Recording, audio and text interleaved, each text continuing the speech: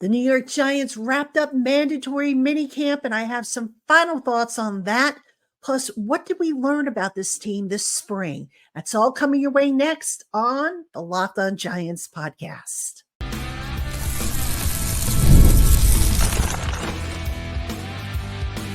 You are Locked On Giants, your daily New York Giants podcast, part of the Locked On Podcast Network, your team every day. Today's episode of the Locked On Giants podcast is brought to you by Game Time. Download the Game Time app, create an account, and use the promo code LOCKEDONNFL for $20 off your first purchase. Last-minute tickets, lowest prices guaranteed. Hello, New York Giant fans, and welcome to another edition of the Locked On Giants podcast, part of the Locked On Podcast family, your team every day. I'm your host, Patricia Traina, credentialed member of the New York Giants media for Locked On, as well as for New York Giants on SI. You can find my written work over at www.si.com/NFL/Giants. And welcome on in to my Blue Crew community members, my everydayers, and everybody in between. Thank you so much for spending part of your day with us here on the Locked On Giants podcast. And on today's show, the New York Giants have wrapped up their mandatory minicamp. That means that's the end of spring football. So I made a list of takeaways, different things that kind of popped up, sort of like what we learned about this team over the course of the spring. So I'm going to go over all that with you. I'm going to just, spread them out over the 3 segments of the show. And then tomorrow on Friday's show, I'm going to do a show specifically about questions that remain unanswered about this team. So that's going to be the agenda for today as well as for tomorrow. And then coming up later today, I'm going to tell you about a special show I have coming up on Monday. All right, let's get into it. All right, the Giants, for what it's worth, the second practice of mandatory minicamp, really not a whole lot. They kind of scaled things back.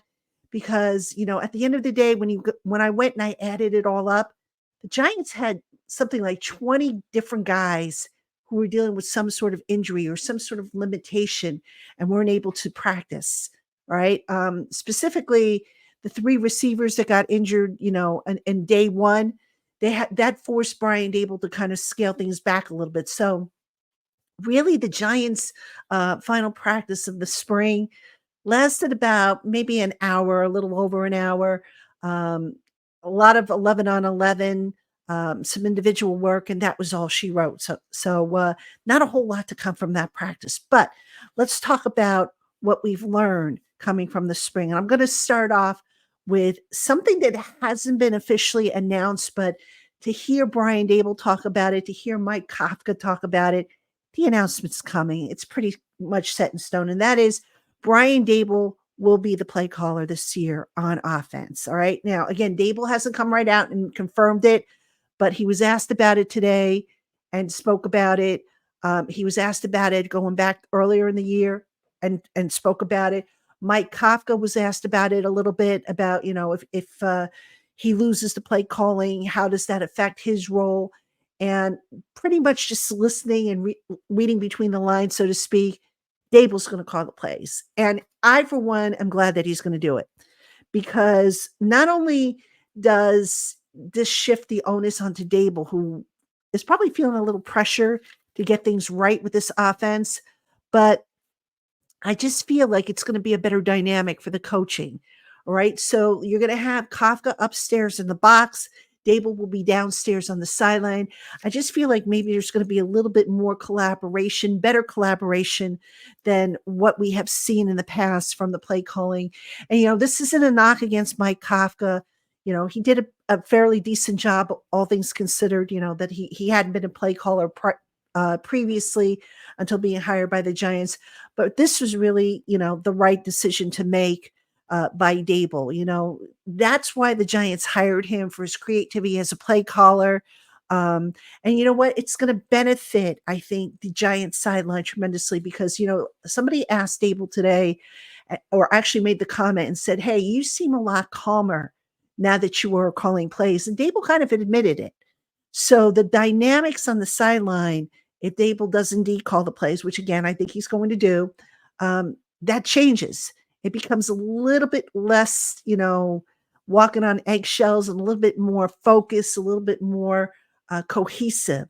So that's a pretty big takeaway. And of course, Dable, he's still going to do a collaborative effort with putting together the game plan every week. Kafka's going to lead that meeting, but at the end of the day, Dable will probably be the one calling the plays. Again, it hasn't been announced as official. That's the direction it has been trending in all spring long. All right, item number 2. Shane Bowen spoke today. By the way, the Giants coordinators, the 3 coordinators spoke on Wednesday, um, to wrap up camp. And Bowen, what was interesting is, all spring long, we've wondered about aggressiveness. How aggressive will this Giants defense be under Shane Bowen? Because the stats show that he doesn't blitz as much as Wink Martindale. He has a different philosophy with getting after the quarterback. And so the question was raised to Bowen, you know, how can you be aggressive without being over aggressive, And basically what Shane Bowen said is, we're going to redefine being aggressive, our style, the current Giants way. So being aggressive can take multiple forms. And Bowen spoke about, being aggressive with the play of the defense, the players getting after guys, finishing plays and whatnot. And of course, certain play calls, do they maybe go cover 0 on, a 3rd and long or something like that? So little things like that is where you're going to see aggression from Shane Bowen. It's not necessarily going to be, exotic blitz after exotic blitz to get after the quarterback. It's going to be all about being smart, but being aggressive. And there are multiple ways to be aggressive. And Shane Bowen spoke about some of them.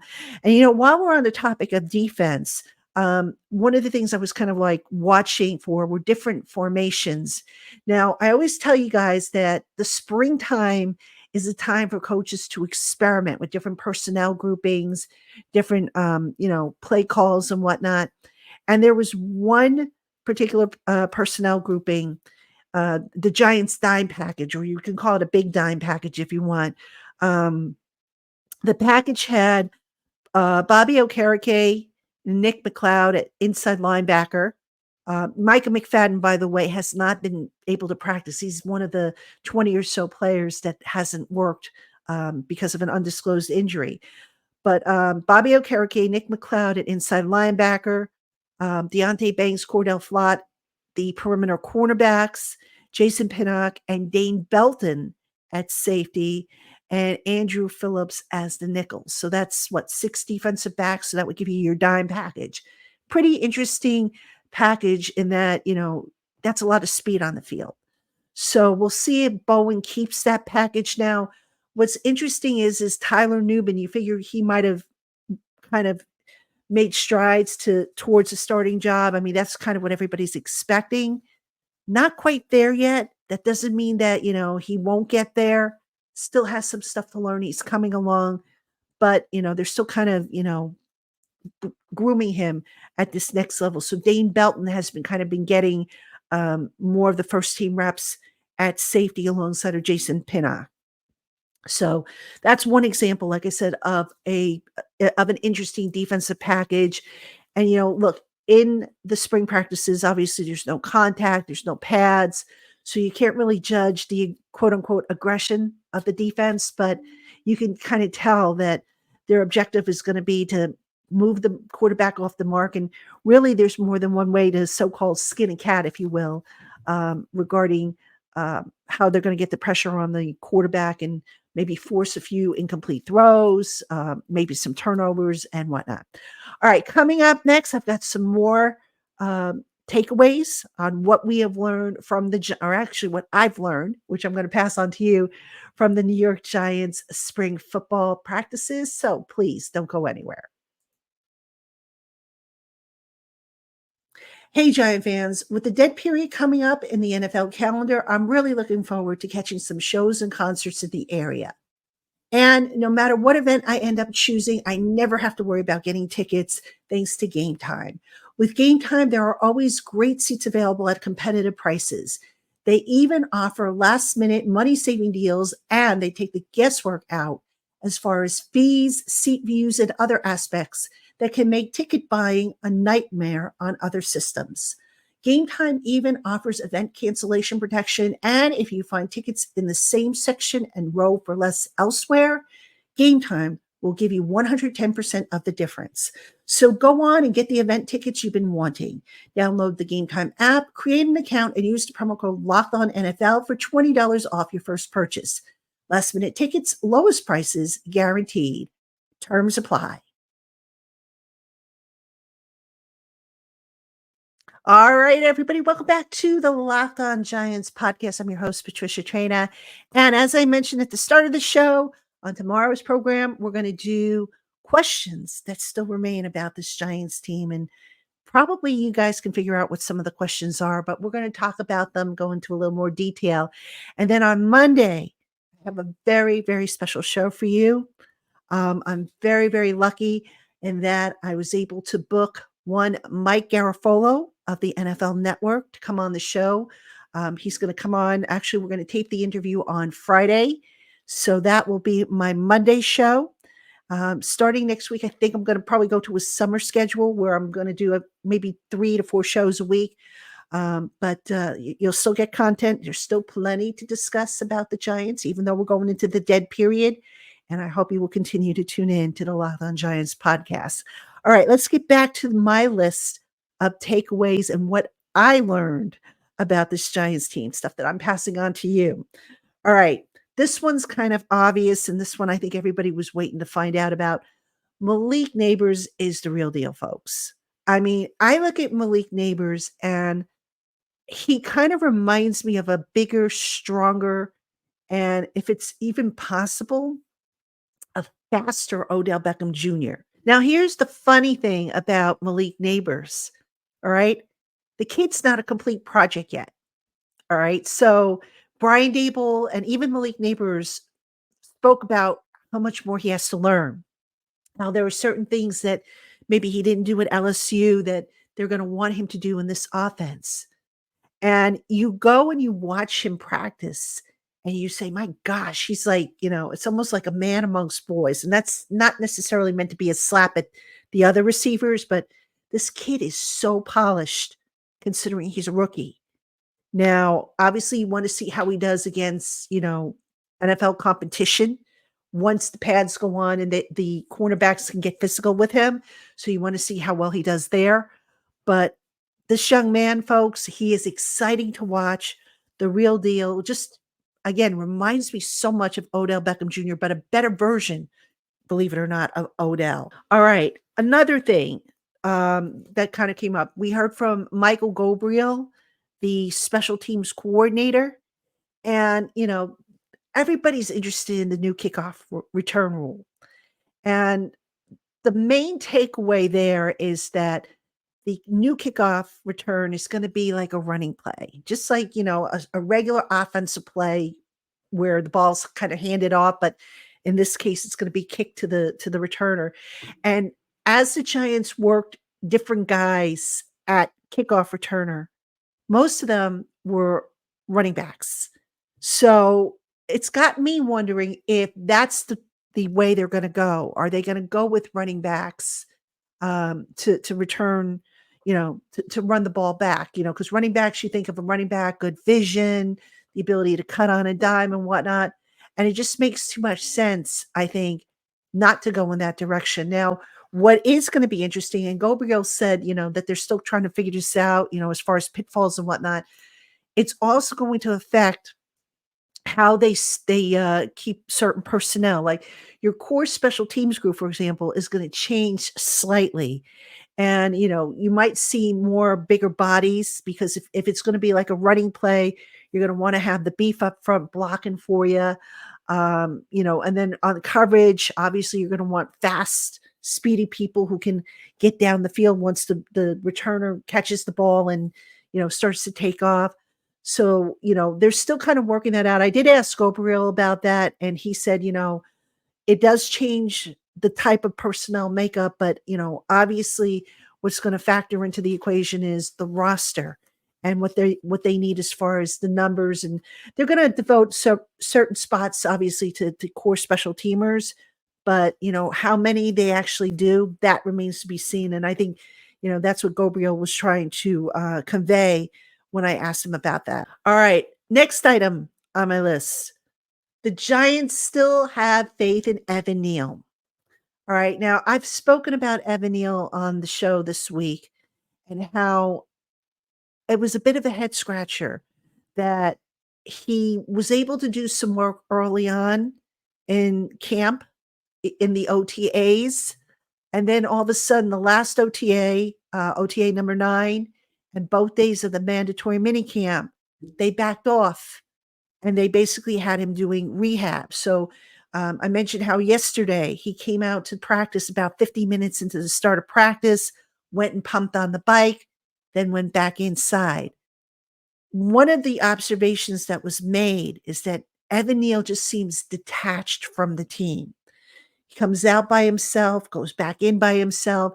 He just seems detached, like almost like a lost soul. And then you watch him move, you watch him walk, and he walks very slowly, very deliberately, almost like, I don't want to say like he doesn't have a care in the world, but it's almost like a forlorn type of walk, like a lonely type of walk.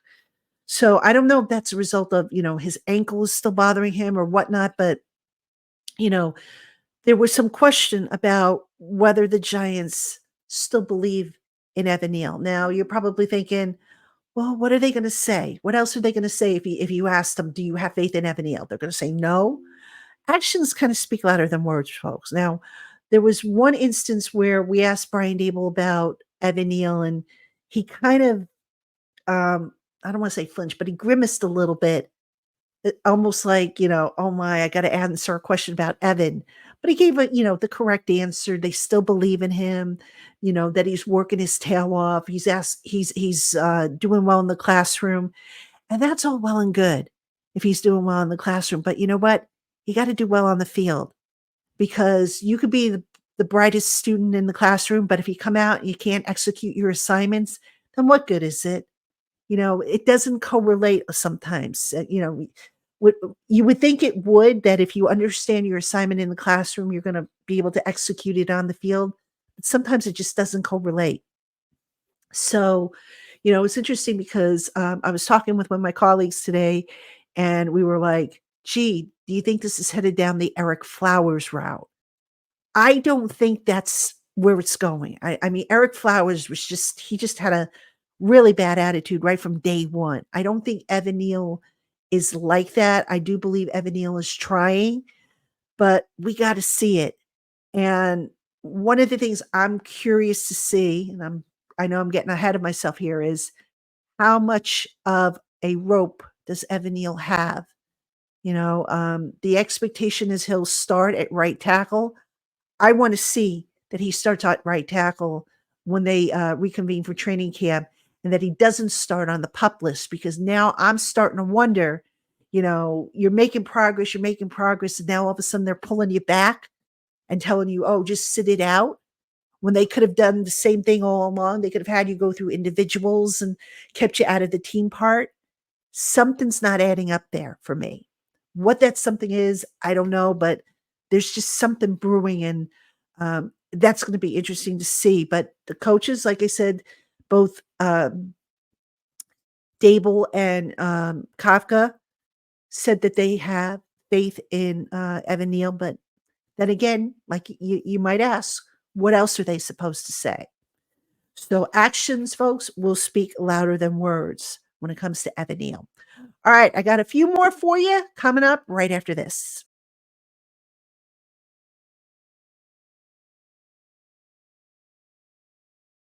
All right, Giant fans, welcome back to the Locked On Giants podcast. I'm your host, Patricia Traina, and I'm talking about what we've learned from the Giants football practices this spring, the ones that were open to the media, including the 2 mandatory minicamp practices. Um, Learned quite a lot. Still a lot of questions, which we'll get to in tomorrow's show, but we have a little bit of clarity in certain spots. So up next, I have at least a couple more for you here.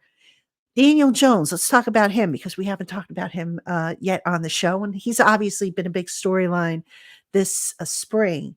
Daniel Jones on the road to recovery, very determined to be ready for the start of training camp. Now, they held him out all spring long from team drills, which was to be expected. There was no true advantage for him to get involved with team drills. They wanted to be cautious with him. They didn't want to run the risk of somebody rolling into his leg, accidentally and setting him back, which I suppose you could say, well, moving forward, there's a possibility of that happening anyway. But the point being is they didn't want to rush him because they've got a while to go before this regular season starts. Now, Daniel keeps insisting that he is going to be ready by the start of training camp. What else is he supposed to say? No, I don't think I'm going to be ready.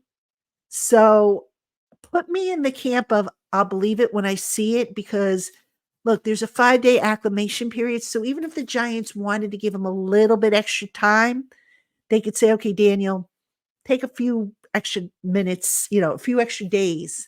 And then once we put the pads on, then we'll turn you loose. So the more time they can get, the better for him. Now, I still believe that Daniel Jones will not play in the preseason. And if he does, it'll probably be very, very conservative, but I would be very surprised if he does. Could he? Well, it depends on if he gets the full green light. If he does, then obviously you want to put him out there. You want to kind of see him operate with these new weapons that he has, Devin Singletary in the backfield, Tyrone Tracy, the two running backs. You want to see how he does with Theo Johnson. You want to see how he does with Malik Neighbors. So you want to give him an opportunity to work with these new weapons, because that was one of the problems last year. He didn't really have enough time to really mesh with, in the preseason at any rate, with his teammates, not in the game setting, which is a faster tempo than in the practice settings. So Daniel Jones, very determined to be ready. We'll see. Brian Dable has been very cautious about saying, oh, yeah, he'll be ready, or, we expect he'll be ready. Now, when Brian Dable has been asked about injured guys, he says, well, we're kind of expecting all of them to be ready. Again, what else is he supposed to say? Sometimes you got to use your head and say, okay, you know what, this guy got injured, in December, and he's only X number of months removed from his surgery, so maybe he won't be ready. I mean, there's certain guys you can kind of guess who may or may not be ready. And but Daniel Jones should be ready. All signs seem to be pointing in the right direction. Daniel Jones, by the way, is going to get an opportunity. He's organizing a passing camp for himself and his receivers. So I'm not sure when that camp's going to be. Probably later this month. And I think Daniel said it was going to be outside of Charlotte. So they're all going to go down to the Charlotte area, and work on, throwing and whatnot. So it should be okay. It's not like Daniel, has to worry about a defense, accidentally rolling into him. All right. One more takeaway for you. The offensive line. Now, everybody, I talked a little bit about Evan Neal before, but I want to talk about the offensive line as a whole, because everybody's interested in the offensive line. If that offensive line is garbage again this year, it's going to be another long season. I have reason to believe the offensive line is going to be better. Now, I know I've said in the past that, okay, you know what? I've thought they would be better, and I've been fooled. But having seen Carmen Brasillo work with these guys, how he works with them, having listened to Carmen Brasillo, having spoken to people about Carmen Brasillo and how he teaches, all right? I mentioned that there are a couple different styles of teaching. There is the legitimate teacher who seeks to correct, but is also very demanding of his students. And then you have the yeller and the screamer who instills fear into his students.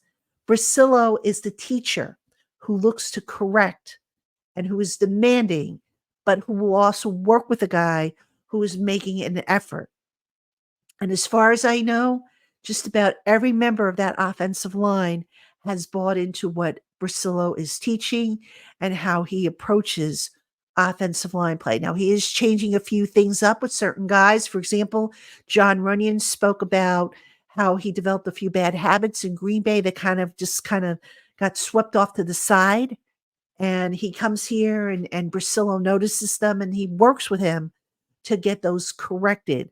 So in that regard, Brasillo has made a very positive impression. And I also like the fact how Brasillo is cross training with other position groups. So, for example, the running backs have to pick up blitzes, the tight ends have to help with blocking. So it's more of a collaborative effort on the part of the coaching staff. And that's really, I think, what's been missing because think about it. It's not, okay, offensive line, quarterback, backfield, receivers. Everybody works together. So why not integrate or collaborate rather on the coaching of the positions? I think it's a smart move. And oh, by the way, speaking of collaboration, you're also seeing it this year on the defensive side of the ball. Andre Patterson, the defensive line coach, saying that now he's working with the outside linebackers coach, Charlie Bullen. Why? Because if those guys come up on the line, they should know how to pass rush or have the same kind of technique as the guys on the defensive line. So there's a lot more collaboration on this coaching staff than I think that there's been in years past. And that can only be a good thing. So whether or not that leads to more wins and a better season for all, that's just one of many questions we will try and tackle on tomorrow's show. But in the meantime, that does it for tonight's show. As always, thank you so much for tuning in and making us your first listen of the day, or if you watch on YouTube, your first watch of the day, or if you're just spending a few minutes with us, that's appreciated as well. Be sure to tune in tomorrow. I'll give you my questions that I have remaining after watching the Giants this spring.